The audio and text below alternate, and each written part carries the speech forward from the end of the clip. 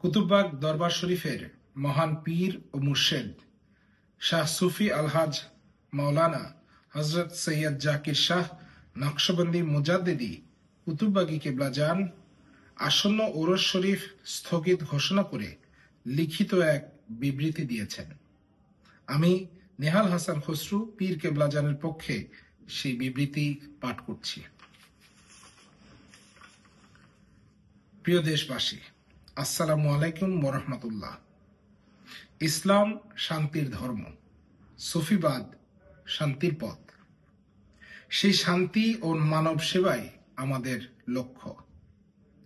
30 ও 31 জানুয়ারি কুতুববাগ দরবার শরীফের মহাপবিত্র ওরস ও বিশ্ব জাকের ইজতেমা অনুষ্ঠিত হওয়ার কথা ছিল, কিন্তু ফার্মগেট টিএনটি মাঠ ও আনোয়ারা উদ্যানে ওরস অনুষ্ঠানের বিরুদ্ধে যে সহিংস বাধা এসেছে তা আমাকে অত্যন্ত ব্যথিত করেছে।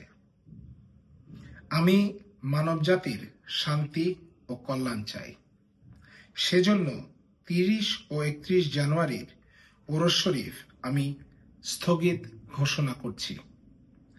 দেশ বিদেশের আমার প্রিয় আশেকান, জাকেরান ও ধর্মপ্রাণ মুসল্লিগণ, আপনারা ধৈর্য ধারণ করুন।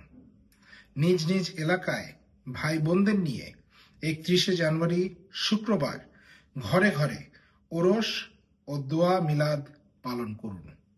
আল্লাহ আমাদের সহায় হন। আমিন।